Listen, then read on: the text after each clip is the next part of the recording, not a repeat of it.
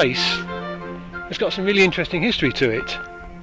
But for me personally, the legend is not really the most interesting part of that history, because of course it's a complete and utter fabrication. Having said that, I suppose it does have some credibility in that this place derives its name from the legend. So, briefly then, it seems that long time ago, the Horned One was abroad on these grassy slopes, and being a devil, of course, he was always looking for new mischief to perform, and he noticed with some glee that all the low-lying area to the north of the Downs, which is called the Weald, was probably below sea level, and it was probably only the Downs that were keeping the sea at bay. So what a wizard prank it would be if he could dig a ditch or a dike through the Downs and let the seawater come flooding in. Well, he took his pickaxe and set to work with a vengeance, but luckily for us, just at that time, St Cuthman happened to be passing, and St Cuthman was a crafty old saint, and he took the devil to task and managed to provoke him into accepting a challenge. And the challenge was that the devil should complete his task by the morning or else abandon it altogether. Well, the devil accepted the challenge, but what he didn't know was that St Cuthman had an accomplice, and her name was Sister Ursula, and she had a cottage reputedly over in the east on the Downs over there, and St Cuthman instructed Sister Ursula to light a candle in her window at midnight. Well, this she did, and the devil, seeing the glow from the candle, mistook it for the approaching dawn and thought that he had failed in his task. So, flinging his pickaxe down in a rage, he fled the scene and has never been seen since. Incidentally, the pickaxe has never been found. Well, if you believe that, of course, you'll believe anything, but I'm glad we've got the legend out of the way. Now perhaps we can do some serious exploration.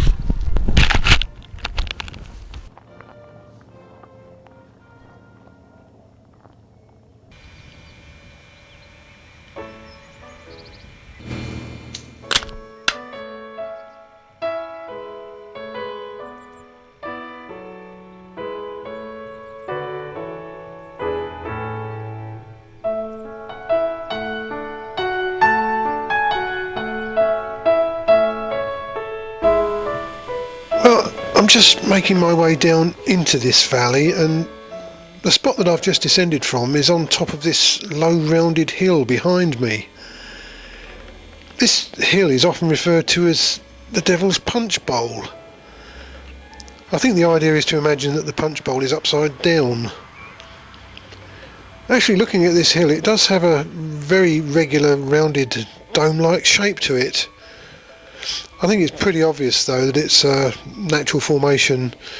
It's definitely not artificially constructed, it's far too big for that. There are these two earthwork banks crossing the bottom of this valley, and these banks are known as the graves of the devil and his wife. Well, I must confess, I didn't even know that the devil had died, and I didn't know he had a wife either. Actually, it's quite difficult to get away from the folklore when you're talking about this place. These earthwork banks are definitely not a natural feature of the landscape, and they've actually been fashioned by somebody for some reason. I think they're very likely to be prehistoric burial mounds or tumuli, or barrows as they're sometimes called. Although these barrows are more usually found at the top of hills. I wonder what the thinking was to put them at the bottom of this valley.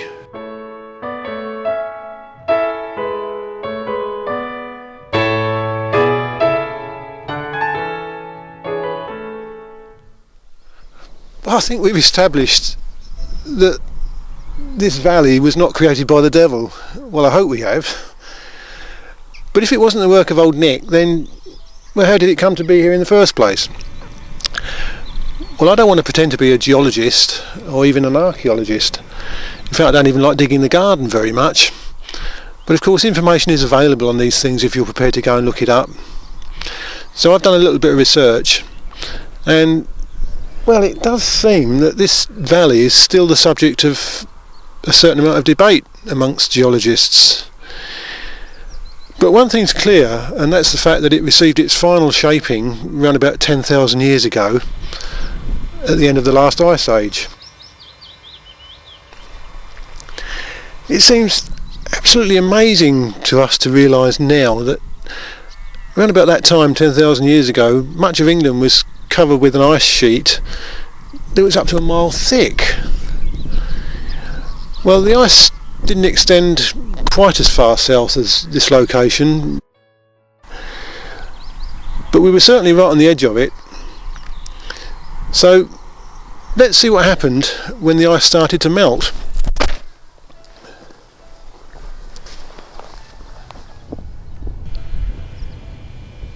Well, a lot of southern England is of course chalk, and all this chalk was laid down at the bottom of some primeval ocean about 100 million years ago in the Cretaceous period. Well, of course, chalk is quite soft and it's very easily eroded. So when the climate started to warm up, the ice began to melt and huge quantities of water were released. It didn't happen overnight, of course, but the constant erosion of water over a long period of time was responsible for the smooth rounded shapes of the downs that we see today.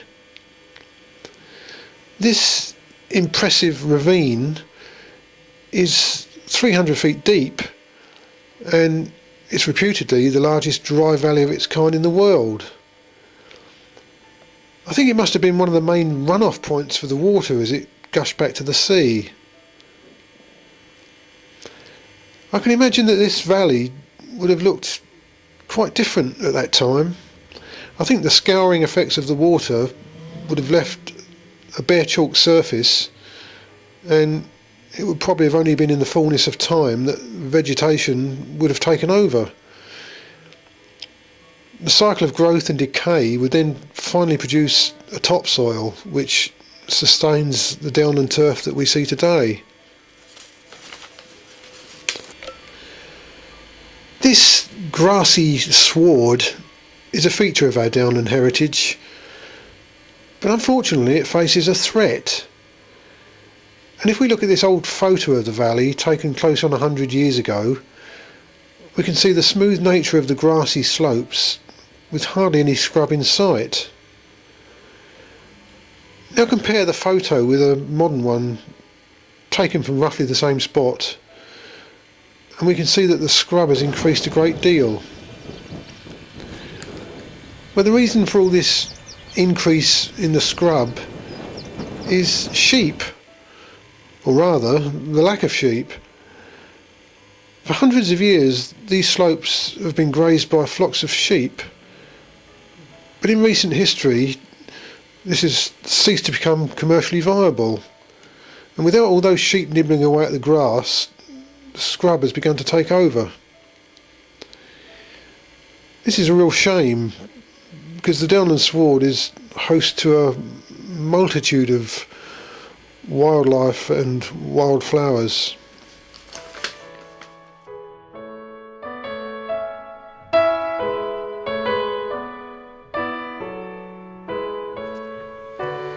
Well, the Devil's Dyke is now owned, and it comes under the jurisdiction of the National Trust, and thankfully with the aid of volunteers there have been efforts made to clear some of the scrub. Also, there's been a reintroduction of sheep to some areas. The aim, of course, is to reclaim the downland turf and return the downs to its former glory.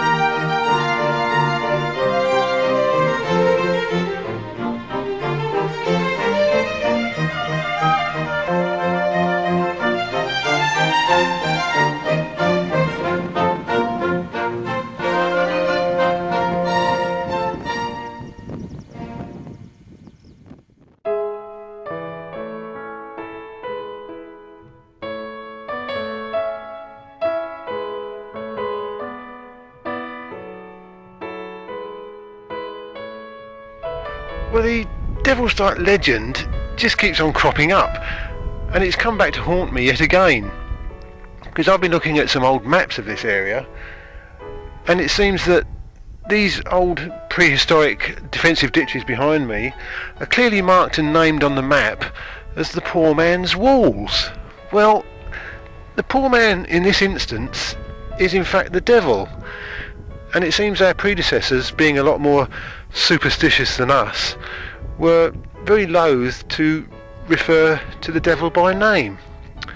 So the poor man is Lucifer, and this is the dyke that he's reputed to have dug. And it's only by some confusion that the name has become attached to the adjacent valley.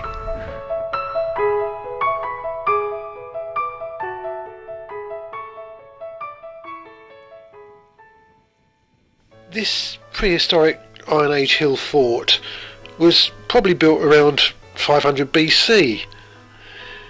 Actually, hill forts are pretty common on the South Downs.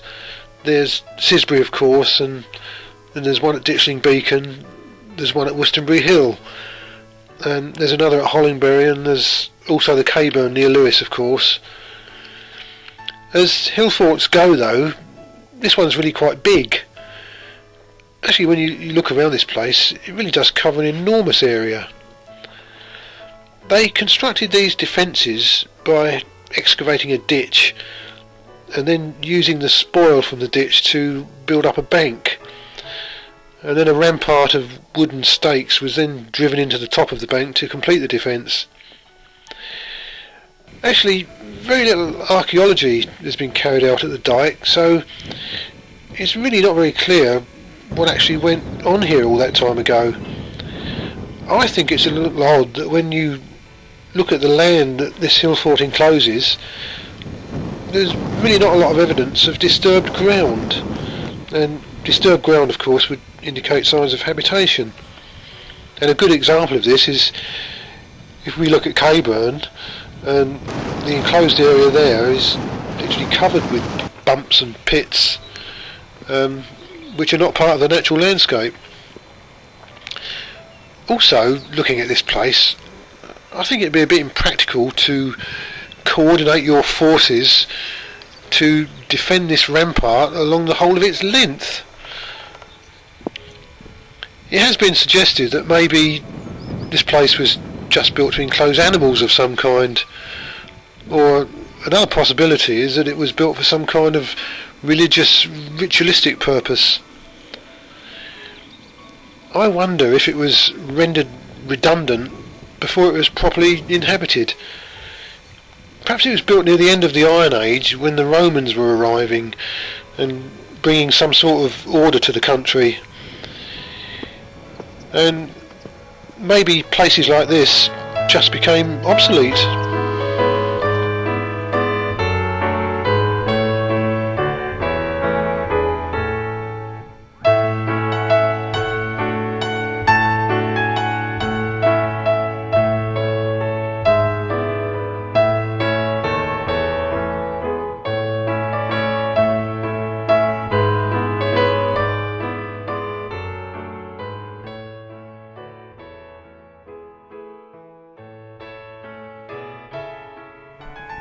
Well, I've just walked the entire circumference of Poor Man's Walls, the prehistoric hill fort, and it's a walk of about a mile. Whoever built this place certainly went to a tremendous amount of trouble. They must have removed thousands of tons of earth and chalk to build this ditch.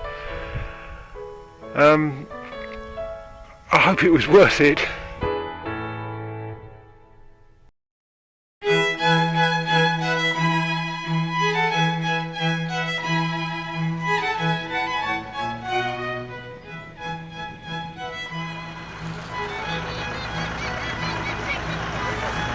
The Devil's Dyke has always been a popular spot for day trippers, but it probably reached the peak of its popularity in the late Victorian era.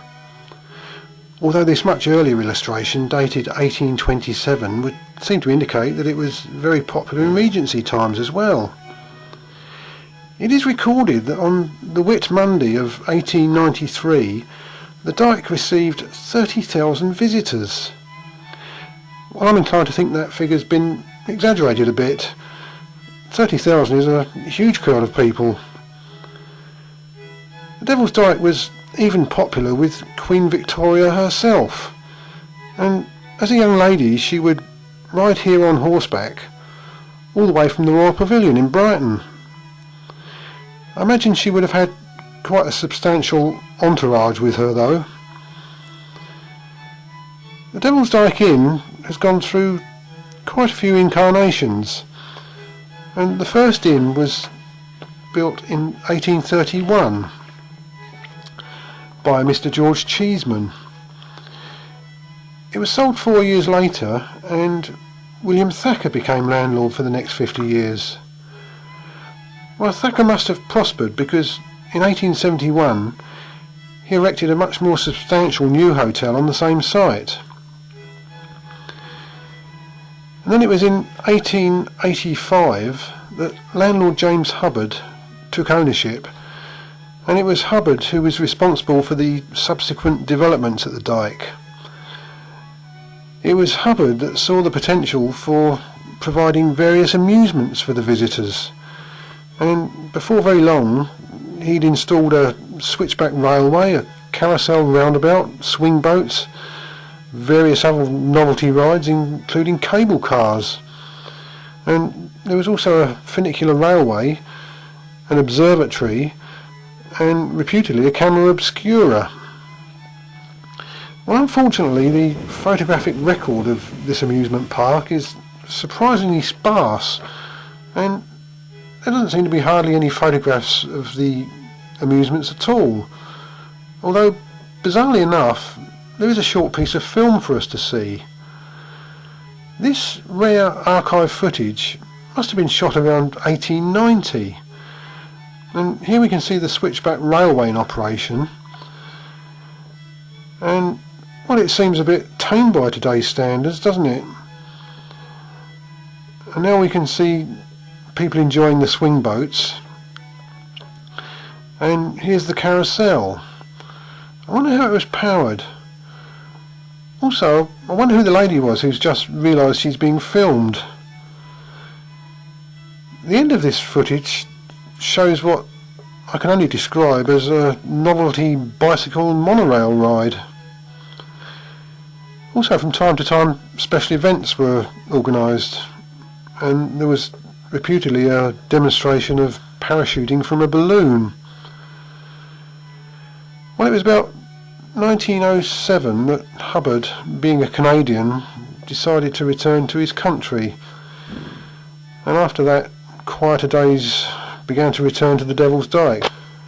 Well, after passing through several hands, the estate was acquired by Mrs. Maud Barrisford with a view to building a small housing estate. Well, permission for this project was refused, for which we are eternally grateful. The estate then passed on to Sir Herbert Carden, who in turn sold it to Brighton Corporation. In 1945 the hotel was destroyed by fire, and another hotel replaced it, only to be pulled down in 1955 to make way for the present one. So the attractions at the Dyke have changed a lot. I wonder what our Victorian visitors would have made of this scene. I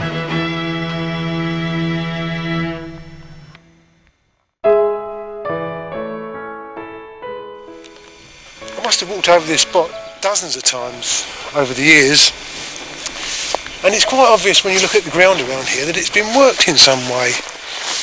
But what is perhaps not quite so obvious is this earthwork has got a very regular shape to it, and it's only apparent when you see it from above. When I first studied these recent aerial photographs of the Devil's Dyke, my eye was drawn to this curious circular feature. It's situated a couple of 100 yards northeast of the hotel. Well, the limited archaeological evidence of this site seems to suggest that this earthwork was probably some kind of animal enclosure. Well, I'm not so sure it was. I'm inclined to think it's more recent than that. I was lucky enough to come across an earlier aerial photo, and I think it's quite apparent in this photo that the earthwork is much more clearly defined than in the later photos. I think this white area on one side of the circle is where the bank has been cut into, and it's revealed the chalk beneath. I'm looking at this area of ground all around here, and it looks to me as if somebody's made a definite effort to level the ground. Now, why would you need an area of level ground? What I'm wondering is this the site of the old Victorian amusement park? Well, I'm inclined to believe that this area was levelled for the purpose of placing carousels and swing boats, etc. Although why it needed to be perfectly circular, I'm afraid has defeated me. I suppose a circular shape is quite as good as any other though. Only one thing bothers me about my interpretation of this area, and that's the early aerial photograph. If I'm right and this earthwork was cut to accommodate the Victorian amusement park, then that would mean it would probably needed to have been taken before the invention of the aeroplane. Although having said that, people were making balloon ascents at that time, so maybe it was taken from a balloon.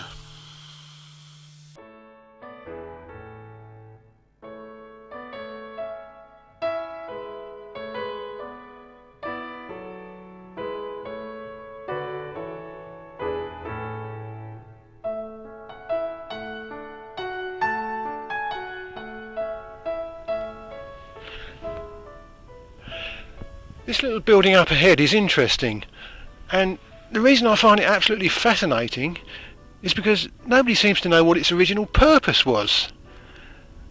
Let's go and have a closer look at it.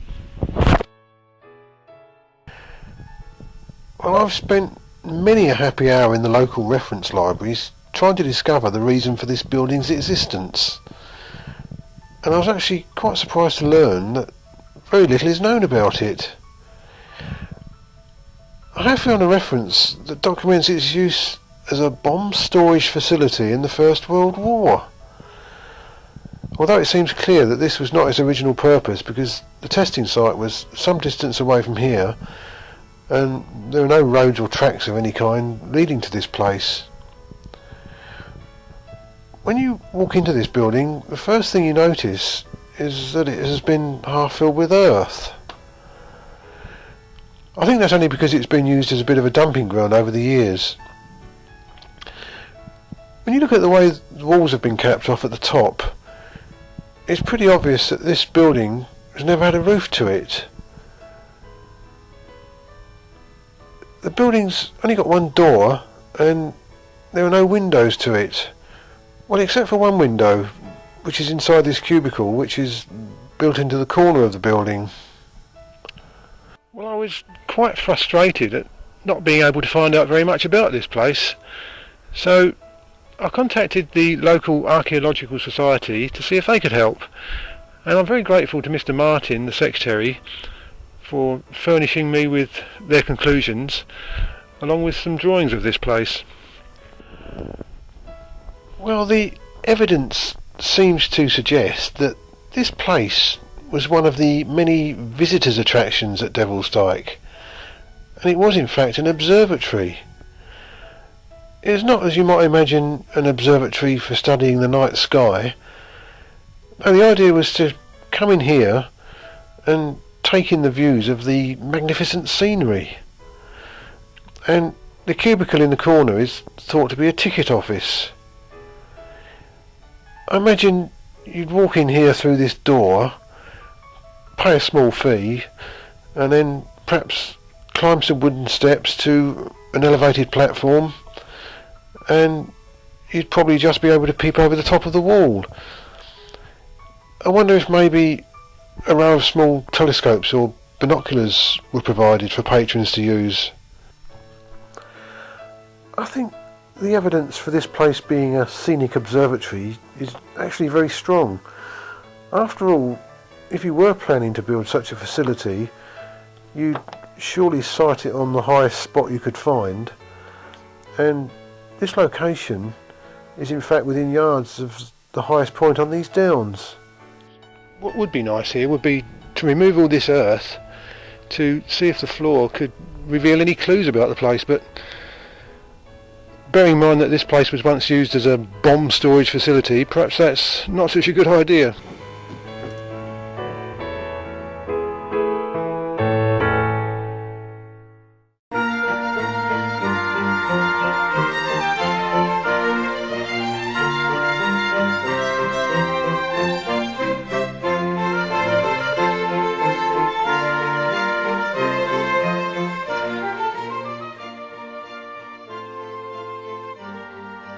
Well, there was once a time when you could access the Devil's Dyke by railway, and this track, which is now popular with cyclists and walkers, has been installed on top of the old railway track.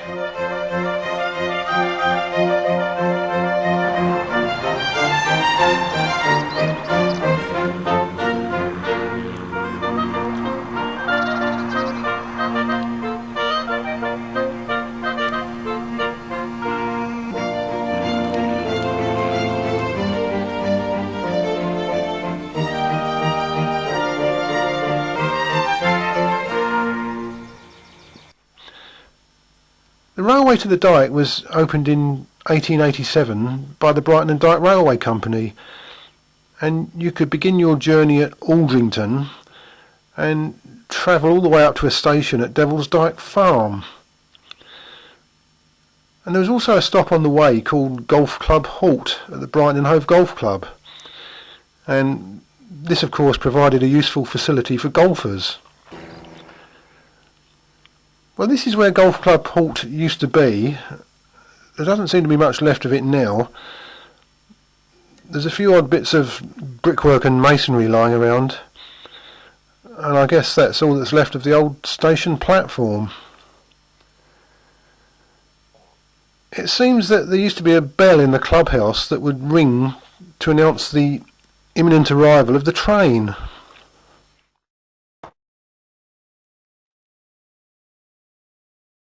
Well, this gradient, it was quite a task for the poor old locomotive, and at times progress up this slope was so slow that passengers would get off the carriage and pick some flowers and then get back on again.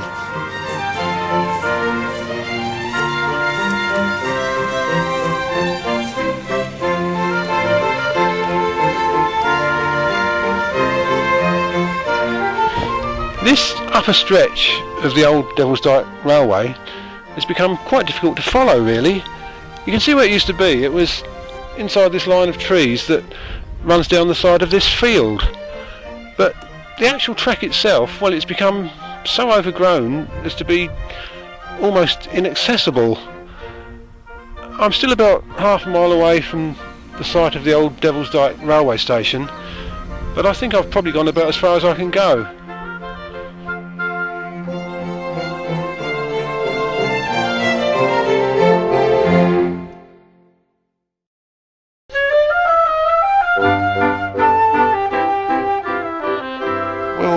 One of James Hubbard's novelty amusements was this aerial cableway across the valley.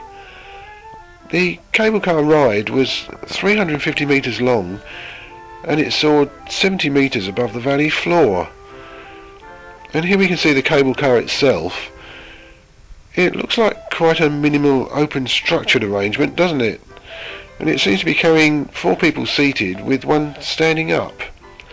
I wonder if he was the conductor. Well, unfortunately there's very little left to see of the aerial cableway, except for these massive concrete blocks, which were the foundations for the pylons which supported the cable.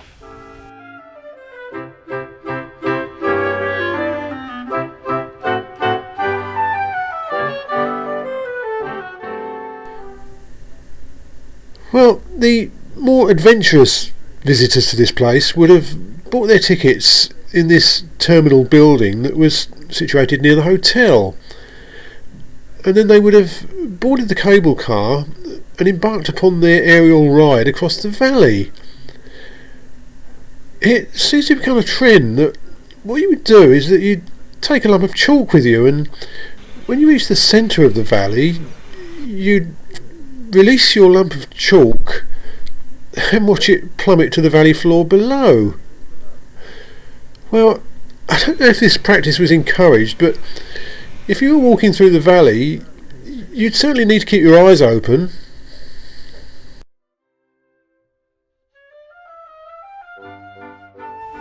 Well, the aerial cableway closed to the public in 1909, but it still had one more role to play, because it was requisitioned by the military and it was used for the purpose of dropping Cooper bombs into the bottom of the valley. Although looking at the valley floor, there doesn't seem to be any evidence of any cratering or scarring. Well, I'm inclined to believe that the bombs would not have been live.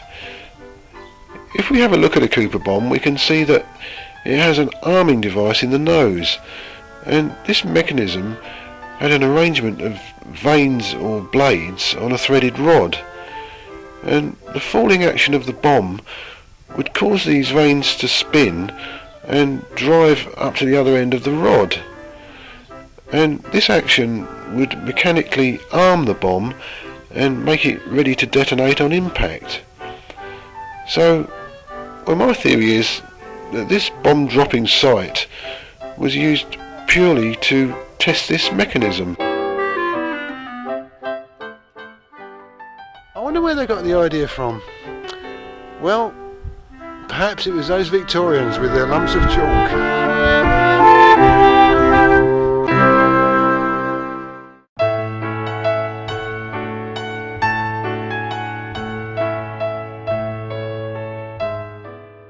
When you look at the now overgrown north face of the Devil's Dyke, it's really quite difficult to see any traces of the steep grade or funicular railway that once operated here.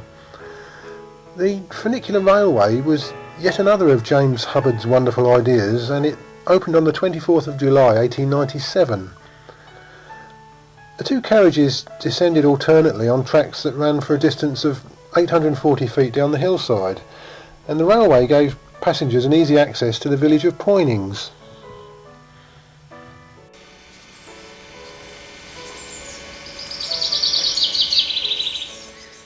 Well, I'm sitting right on the spot where your funicular ride down the slope would have terminated, and well, there's a lot of old masonry here, but I'm inclined to think it's come from the building that used to be at the top, and it's probably rolled down the slope and accumulated here over the years.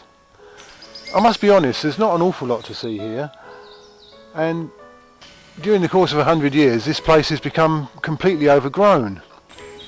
And it's not just scrub either, it's a complete woodland environment now. Also, there wasn't very much here in the first place, because if we look at this old promotional poster, we can see that there were grand plans for this terminus, but looking at actual photographs we can see that those plans were never realised, and it seems that, well, even the most basic facility was never built here. Anyway, let's see if we can climb the slope and follow the route of the old railway track and see if we can find anything at the top.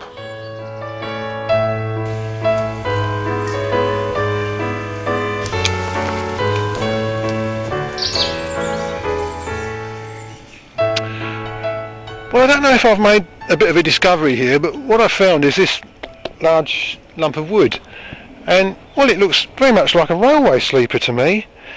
So what I'm wondering is, could it have been one of the actual railway sleepers from the funicular track that used to run up this slope? And also there's various pieces of metalwork lying around, and this is one of them. I'm not a railway expert by any means, but I'm wondering if this could be some sort of spacing rod to keep the tracks the correct distance apart. But what got me more excited than anything was this piece of metal here. And at first glance it looked to me like it was a wheel that was designed to run on a track, because it's got this flange on one side of it. So I thought perhaps I'd found one of the actual wheels from one of the funicular carriages. But looking at it more closely, I think it's the brake shoe housing off the wheel of a motor car. So that's a bit disappointing. But this railway sleeper is very interesting.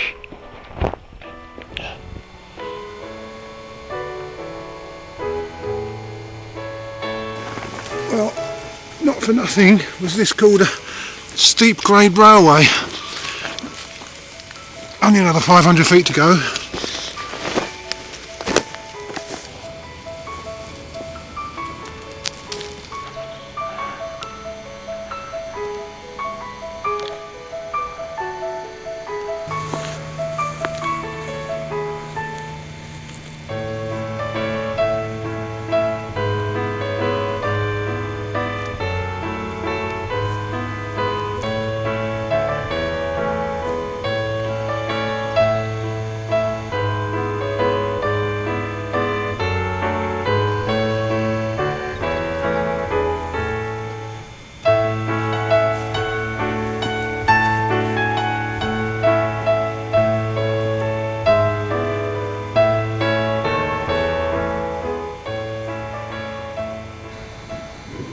Well, the foundations of the upper terminal building are still in place, and there are some photographs in existence that show us what this building used to look like.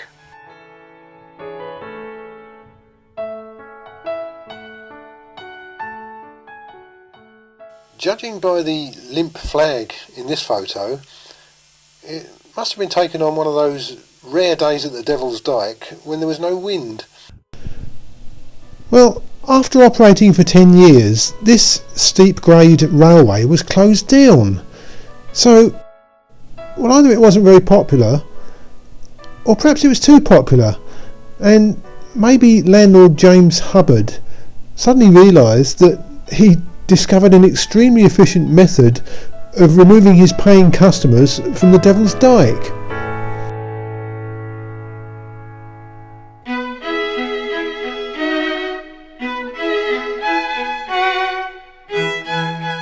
Well, I've come across many tantalising references to a camera obscura at Devil's Dyke, but as to any details of it, well, they're non-existent, and trying to find any evidence or photographs of it, well, it's a bit like searching for the Holy Grail.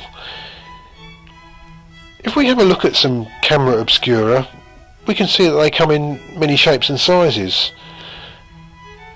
A camera obscura is essentially a darkened area into which an image can be projected onto a screen by means of a lens, and sometimes a few mirrors are involved to align the image to the screen. Here we can see a small handheld version of the device, and here is a much more elaborate camera obscura, and it is of course Fall Down Tower, which is located not very far away from here. Well, I've returned to the scenic observatory, as you can see, and I've been wondering if the little cubicle in the corner of this building could possibly have been the housing for the camera obscura. I mean, if you were thinking of installing a camera obscura at Devil's Dyke, then surely it would make perfect sense to install it in the scenic observatory. Well, if this little cubicle was the site of the camera obscura, the interior would have needed to be kept dark. So it's clear that the cubicle once had a door, and maybe this window had a shutter with a lens set into it. And perhaps this little side window was where patrons could peep in and view the projected image. Well, if all this seems a bit low-key to us, I think it's as well to remember that we now live in a world where we take moving colour images produced by television and cinema for granted. But for the people that visited this place, a full colour moving image on a screen well, it would have been quite wonderful.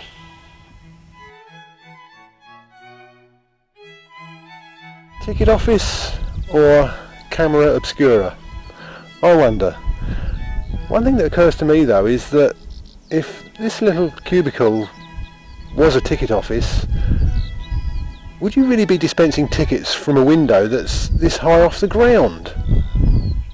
I don't think so. Well, I really want to believe that this little cubicle is the housing for the camera obscura that used to be at Devil's Dyke.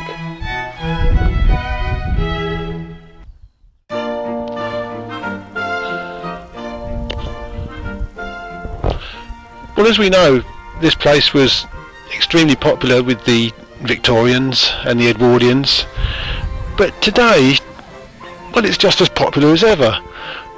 Although it has to be said that some of us come here for different reasons these days.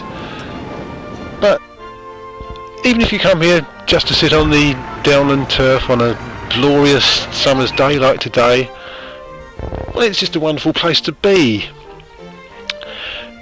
Well, I've really enjoyed making this video documentary on the Devil's Dyke, and I've learned a lot, and not just about the Dyke either. I've learned an awful lot about video editing. I think we should be grateful that the Devil's Dyke is now owned and protected by the National Trust, and I sincerely hope that this place will always be here for future generations to enjoy.